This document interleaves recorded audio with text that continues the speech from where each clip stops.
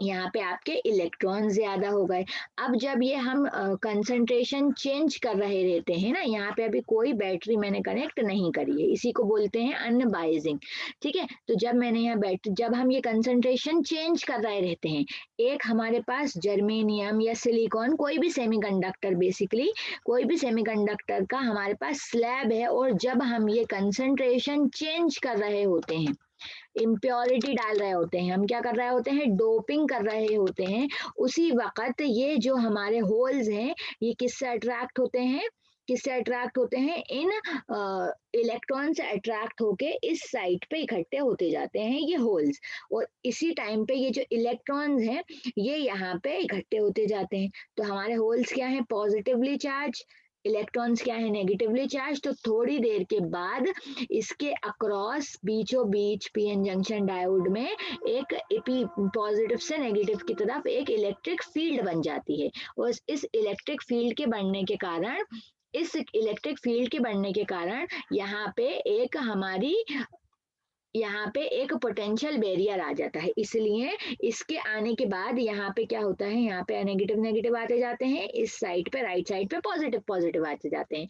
इसकी वजह से पीएन जंक्शन डायोड में आपका ये होल्स का ट्रांसफर और इलेक्ट्रॉन का ट्रांसफर रुक जाता है। ये अब होल है, पॉजिटिव है, ये यहाँ आना चाहता है तो अब नहीं आ पाएगा। अब क्यों नहीं आ पाएगा, क्योंकि अब बीच में ये नेगेटिव आ गया, ये नेगेटिव इसे रिपेल करेगा। तो जितने होल्स हैं वो यहाँ बाउंड हो जाएंगे, जितने इलेक्ट्रॉन्स हैं वो यहाँ बाउंड हो जाएंगे। तो ये बीच में जो आपका इलेक्ट्रिक फील्ड वाला एरिया है, इसे क्या कहते हैं, डिप्लेशन लेयर कहते हैं।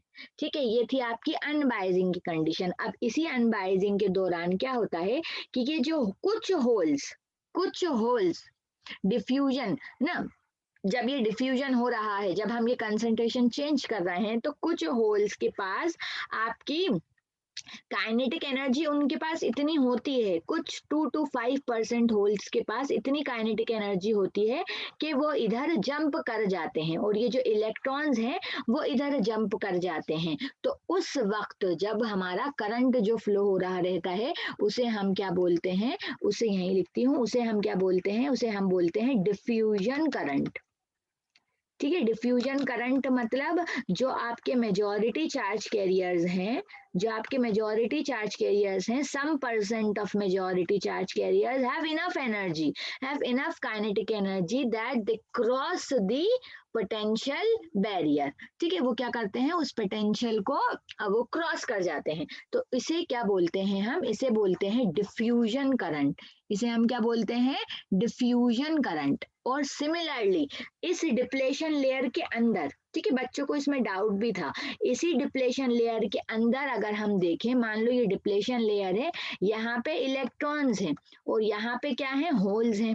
अब जब ये डिप्लेशन लेयर बन रही होगी, तब क्या हो रहा होगा, ये जो बाहर वाला पार्ट है, ये जो बाहर वाला पार्ट है, यहाँ से इलेक्ट्रॉन यहाँ आके इकट्ठा हो होंगे, यहाँ से इलेक्ट्रॉन यहाँ आया, यहाँ से इलेक्ट्रॉन यहाँ आया, यहाँ से इलेक्ट्रॉन यहाँ आया। तो इस डिप्लेशन लेयर के अंदर क्या हो रहा है, कंटिन्यूअस कंटिन्यूअस मूवमेंट हो रहा है चार्ज का। अगर हम क्लोजली देखें, इलेक्ट्रॉन्स जो हैं इस एन टाइप से इस डिप्लेशन लेयर के अंदर यहाँ पे आके इकट्ठे हो रहे हैं पी टाइप की तरफ, और पी टाइप से जो होल्स हैं वो यहाँ इकट्ठे हो रहे हैं इस एन टाइप की तरफ। तो इस कंटिन्यूअस मूवमेंट की वजह से, कंटिन्यूअस मूवमेंट कब का, जब डिप्लेशन लेयर बन रही है, ठीक है, तब क्या होता है, तब भी एक करंट फ्लो होता है। इस करंट को हम क्या बोलते हैं, ड्रिफ्ट करंट बोलते हैं। ड्रिफ्ट करंट क्यों बोल रहे हैं, क्योंकि जो इलेक्ट्रॉन्स हैं यहाँ से ड्रिफ्ट होके कहाँ पे आ रहे हैं, यहाँ पे इकट्ठा हो रहे हैं।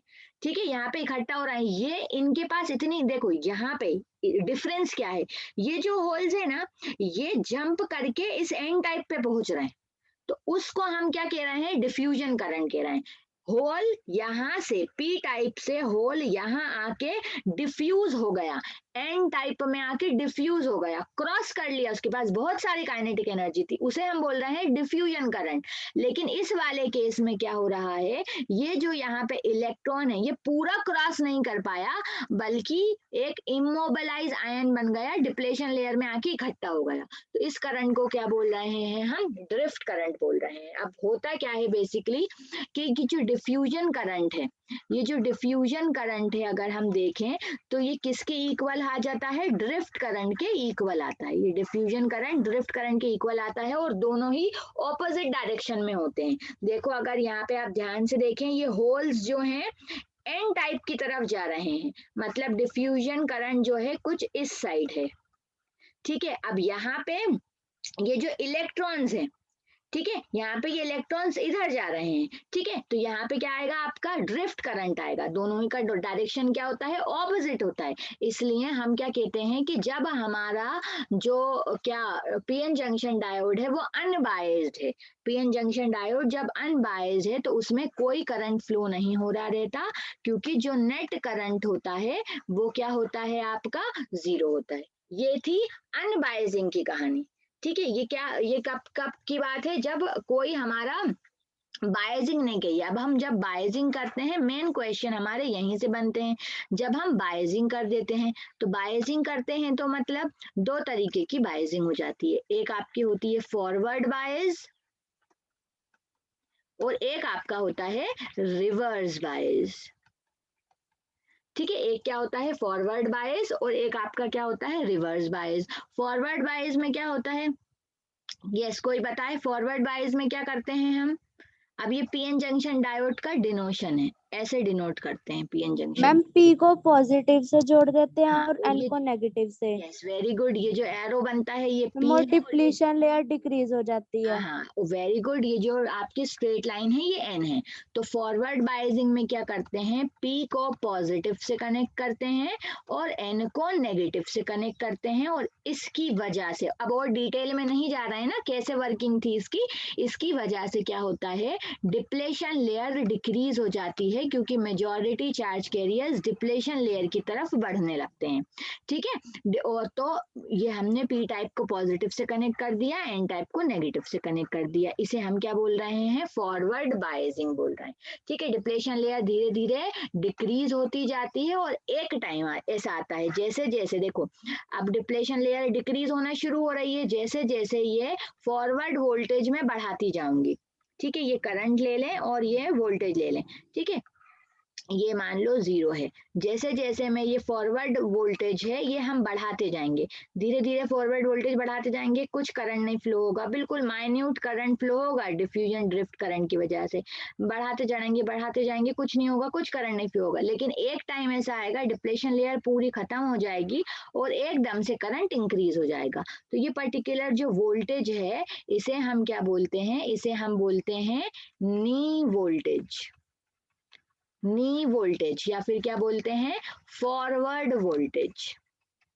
इस कंडीशन में आपका जो करंट फ्लो हो रहा रहता है वो मिली एम्पेयर के ऑर्डर में होता है। The current is of order of milliamperes, milliamperes मतलब 10 की पावर -3 एम्पेयर। ठीक है, अब ये जो आपका नी वोल्टेज है ये अलग अलग टाइप की डायोड्स के लिए अलग अलग होता है।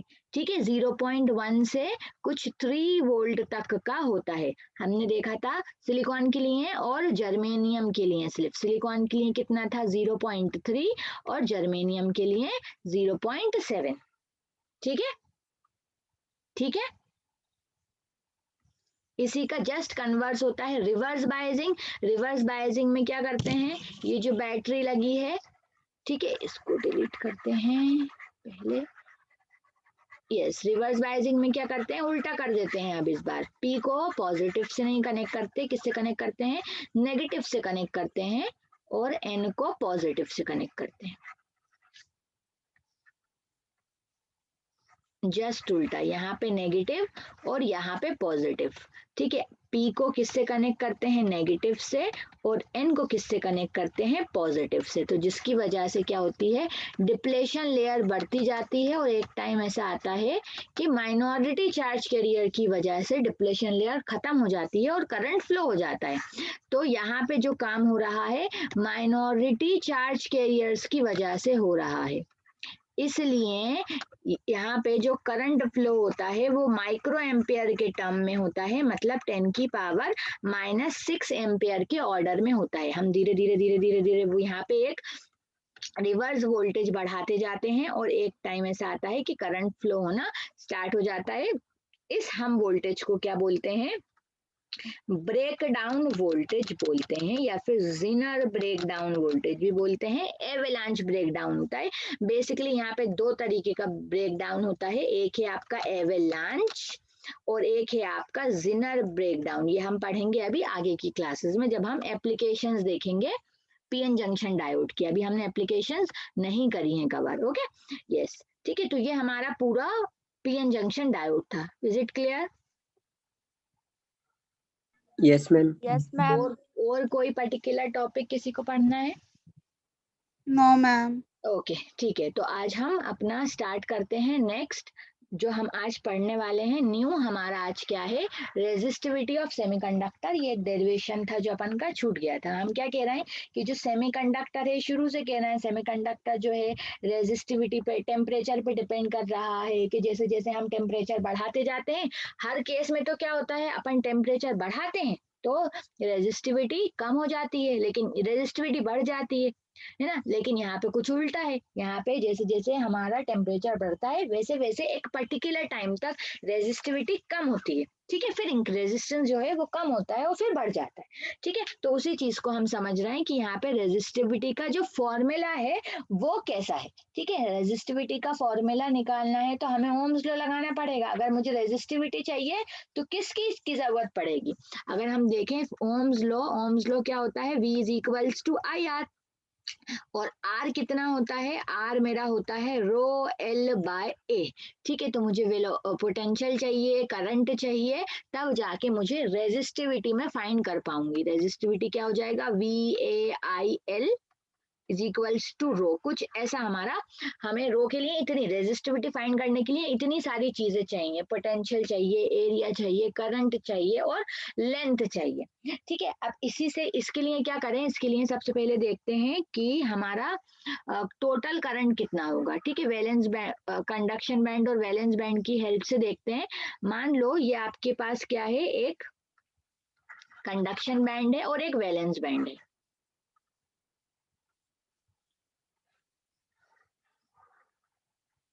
ठीक है। ये हमारे पास एक वैलेंस बैंड है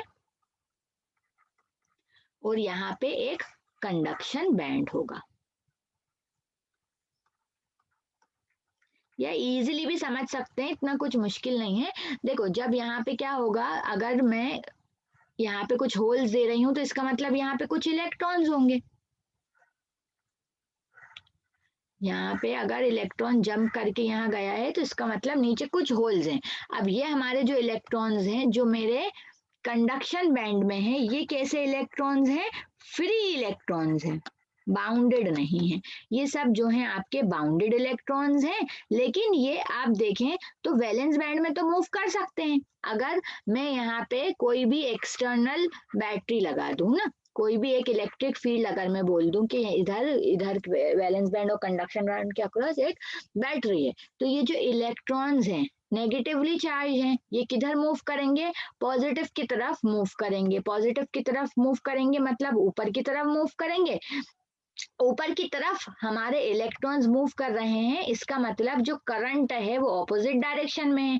इलेक्ट्रॉन की वजह से करंट कुछ इस डायरेक्शन में हो जाएगा, नीचे की तरफ, ठीक है। अब देखो ये जो हमारा होल है ये जस्ट खाली जगह है, ये होल जो है ये जस्ट क्या है, खाली जगह है। तो ये इलेक्ट्रॉन क्या सोचेंगे, ये इलेक्ट्रॉन सोचेगा मैं यहाँ आ जाऊं, ये इलेक्ट्रॉन सोचेगा मैं यहाँ आ जाऊं, ये इलेक्ट्रॉन सोचेगा मैं यहाँ आ जाऊं, ये सोचेगा मैं यहाँ आ जाऊं, ये सोचेगा मैं यहाँ आ जाऊं। तो थोड़ी देर के बाद ये जो वैलेंस बैंड है यहाँ पे इलेक्ट्रॉन्स आ जाएंगे और यहाँ पे होल्स आ जाएंगे। फिर ये जो हमारा है ये यहाँ पे डॉट डॉट डॉट डॉट ये इलेक्ट्रॉन्स है। अब फिर ये जो इलेक्ट्रॉन्स है ये सारे सोचेंगे कि मैं इस होल की जगह ले लूं, तो ये सारे जो इलेक्ट्रॉन्स हैं सेकंड लेयर भी ऊपर आ जाएगी और होल्स बिल्कुल वैलेंस बैंड में हमें नीचे हमारे इकट्ठा होते जाएंगे। तो अगर हम यहाँ पे होल्स का मोशन देखें तो होल्स जो हैं नीचे की तरफ ही जा रहे हैं, होल्स जो है नीचे की तरफ ही जा रहे हैं। और जिस डायरेक्शन में होल क्या मानते हैं हम, होल क्या है, पॉजिटिवली चार्ज्ड है। पॉजिटिवली चार्ज है तो पॉजिटिवली चार्ज की का जो डायरेक्शन होता है मूवमेंट का, वही डायरेक्शन होता है करंट का। तो इसका मतलब जो होल्स की वजह से करंट हो रहा है वो भी नीचे की तरफ है, जो इलेक्ट्रॉन की वजह से जो करंट हो रहा है वो नीचे की तरफ है। तो एक किसी पूरे सेमीकंडक्टर की स्लैब की अगर मैं बात करूं तो वहां पे बहने वाला जो टोटल करंट होता है वो इसलिए कहते हैं IE प्लस IH होता है। बहुत सारे बच्चों को डाउट होता है कि IE माइनस IH क्यों नहीं होता, क्योंकि यहाँ पे जब होल्स मूव करेंगे तो वो नीचे की तरफ मूव करेंगे। इलेक्ट्रॉन ये सोचता है कि मैं होल की जगह पे आ जाऊं, तो इस तरीके से होल जो है नीचे शिफ्ट आउट होते जाते हैं, तो उनका डायरेक्शन नीचे की तरफ हो जाता है ना। हम ऐसे भी सोच सकते हैं ये होल है, ये तो पॉजिटिव की तरफ अट्रैक्ट होगा, पॉजिटिव बैटरी की तरफ, तो ऊपर की तरफ डायरेक्शन हो जाएगा। नहीं, होल मूव नहीं कर सकता, होल तो खाली जगह है ना, ठीक है, होल एक खाली जगह है, होल मूव नहीं कर सकता, इसलिए इसको ऐसे समझते हैं। इसलिए यहाँ पे जो टोटल करंट होगा वो कितना होगा, IE प्लस IH होगा। ठीक है, टोटल करंट हमने फाइंड आउट कर लिया। अब IE मतलब इलेक्ट्रॉन की वजह से जो हमारा करंट हो रहा होगा प्रोड्यूस, वो कितना हो रहा होगा। कोई बता सकता है इसका रिलेशन करंट इलेक्ट्रिसिटी से है?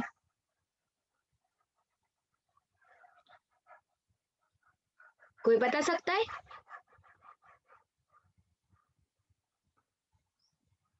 Yes, come on, give it a try.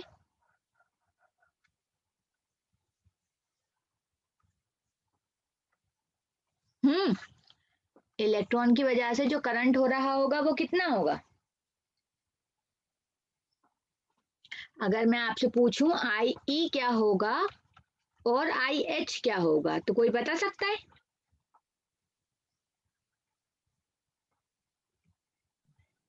Ma'am Q by T. नहीं, Q बाई टी, हाँ Q बाई टी होता तो है, बट हमारे पास अभी टाइम के हिसाब से तो हम चीजें समझ ही नहीं रहे। हमारे पास अभी जितनी इंफॉर्मेशन है, हमारे पास एक सेमीकंडक्टर है, उसमें एक बैटरी लगी है, ठीक है, तो हमारे इलेक्ट्रॉन्स पॉजिटिव की तरफ मूव हो रहे होंगे, इसका मतलब उनकी कुछ ना कुछ ड्रिफ्ट वेलोसिटी होगी, तो फिर इसकी वजह से जो करंट फ्लो हो रहा होगा वो हमारा IE है। ठीक है, तो मैं IE क्या बोल सकती हूँ, हमने ड्रिफ्ट वेलोसिटी का रिलेशन पढ़ा था ना, relation between drift velocity and current. क्या होता था, I is equals to NEA VD क्या थी, ड्रिफ्ट वेलोसिटी थी। तो इसके हिसाब से अगर मैं देखूं तो जो इलेक्ट्रॉन की वजह से जो करंट फ्लो हो रहा होगा वो कितना हो जाएगा, NEA VE। VE क्या है, यहाँ पे ये जो VE है ये क्या है, ड्रिफ्ट वेलोसिटी, ड्रिफ्ट वेलोसिटी है इलेक्ट्रॉन की। ये E तो हमें मालूम ही है, 1.6 इंटू 10⁻⁻19। ए क्या है, एरिया है, क्रॉस सेक्शनल एरिया है, और ये नंबर ऑफ इलेक्ट्रॉन्स हैं पर यूनिट वॉल्यूम। ठीक है, सिमिलरली हमारा क्या आ जाएगा, IH आ जाएगा। IH कितना आ जाएगा, NHEAVH।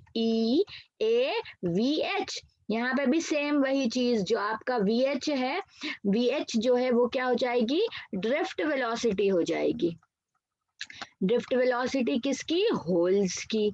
ये ए क्या हो जाएगा, एरिया ऑफ क्रॉस सेक्शन हो जाएगा।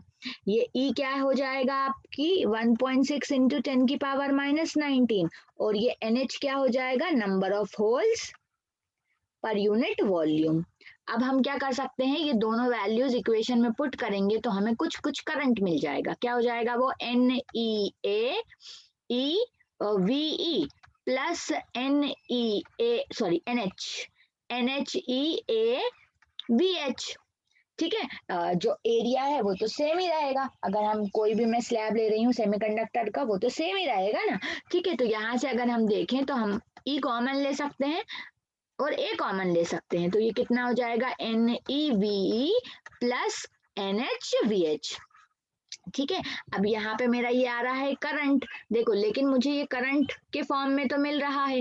ठीक है, करंट के फॉर्म में मिल रहा है, तो अब मैं इसे पोटेंशियल के फॉर्म में कर सकती हूँ। पोटेंशियल के फॉर्म में कर सकती हूँ तो मैं क्या लिखूंगी, मुझे अल्टीमेटली R चाहिए ना, रेजिस्टिविटी अगर मुझे पुट करना है तो R चाहिए, R के फॉर्म में ही होता है रेजिस्टिविटी, तो मैं इसे क्या लिख लूँ, V बाय R। करंट होता है V बाय R, तो ये हो जाएगा EA NEVE प्लस NHVH। ये समझ में आ रहा है सबको? कोई डाउट? Yes, ma'am. ठीक है, नो अब ये मैम। No, हमारा ma'am. ये हमारा क्या आ गया, पोटेंशियल के फॉर्म में आ गया V बाय R। ठीक है, अब मैं इसे, मुझे तो रो के फॉर्म में मिलने में मुझे एल भी चाहिए रहता है, लेंथ चाहिए रहती है। मतलब जो भी हम सेमीकंडक्टर का स्लैब यूज कर रहे हैं, मुझे उसकी लेंथ के फॉर्म में लिखना पड़ेगा, तभी मैं इस R को किस फॉर्म में लिख पाऊंगी, रेजिस्टिविटी के फॉर्म में लिख पाऊंगी। तो उसके लिए हमें एक और रिलेशन पता है। क्या है वो relation? Relation between E V and L. E V L का रिलेशन क्या होता है? हमारा V किसके इक्वल होता है? E इंटू एल के। याद आ रहा है? न्यूमेरिकली अगर हम देखें तो, अदरवाइज ये तो डिफरेंशिएशन के फॉर्म में होता है, बट न्यूमेरिकल देखें तो पोटेंशियल डिफरेंस किसके इक्वल होता है? Electric field intensity into length.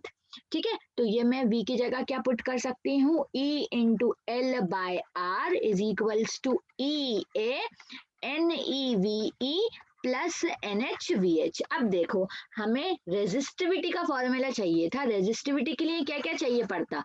L, A और R। रेजिस्टिविटी होती क्या है? रेजिस्टिविटी हमारा हो जाता है RA बाय L।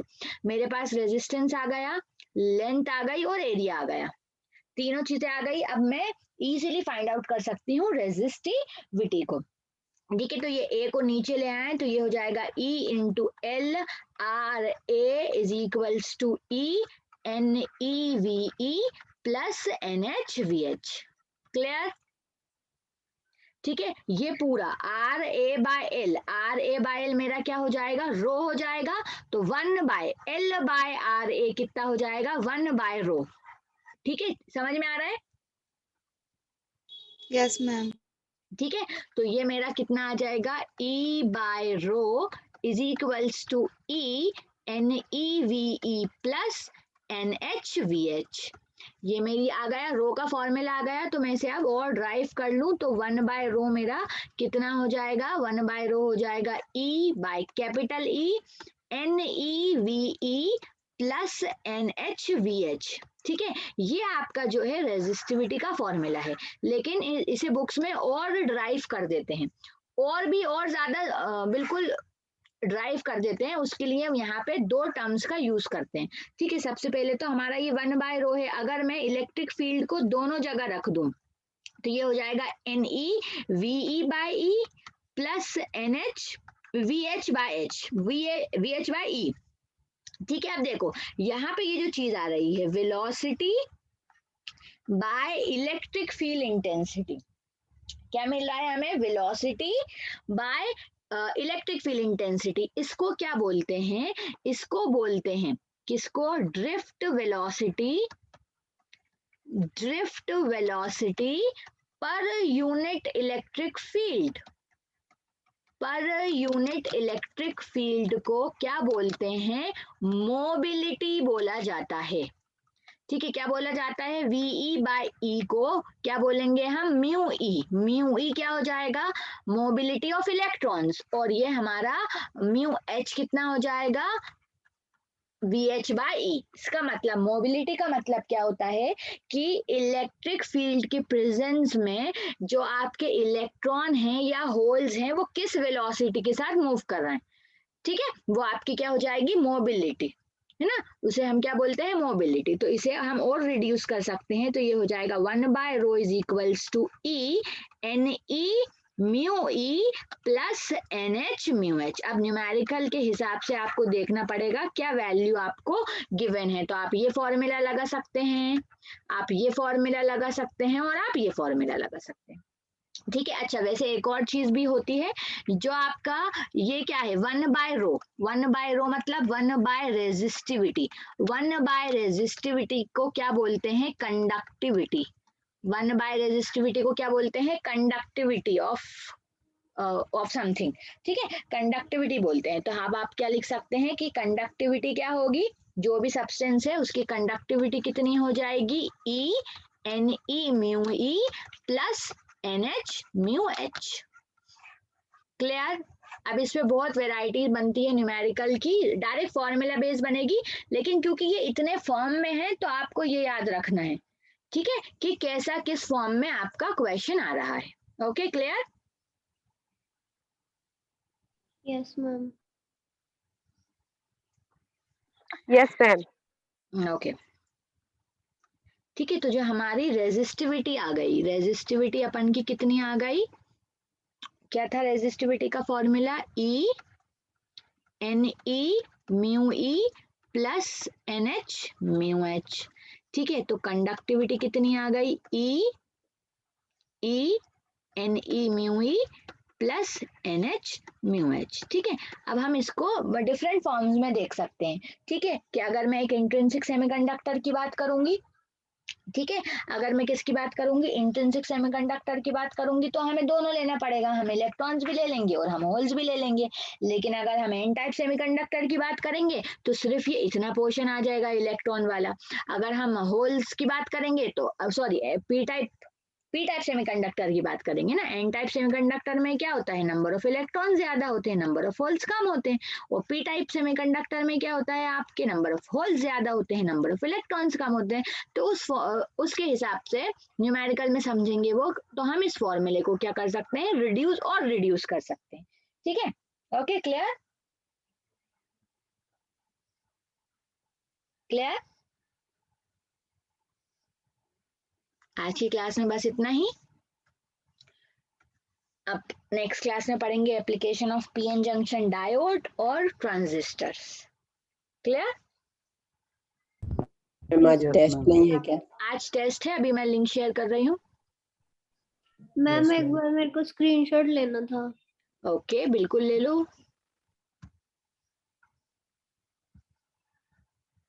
यही है ना, यहीं से लेना होगा, बाकी तो हम पहले पढ़ चुके थे। Yes ma'am. Hmm,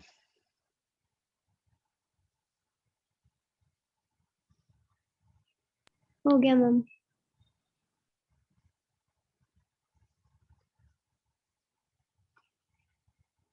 done ma'am. That's it. Okay, चलो ना, thank you, Thank you, bye ma'am. Ma'am. Bye bye. हम आज टेस्ट होएगा। हाँ, आज टेस्ट होगा, आपको अभी शेयर कर रही हूँ मैं लिंक। हर सैटरडे को बिना कहे टेस्ट होता है, ठीक है। Okay ma'am. Okay, ma'am thank एक यू। और क्लास भी लगेगी? नहीं, एक और क्लास नहीं लगेगी, बस एक क्लास सैटरडे को और एक test. Okay ma'am. Okay, thank you.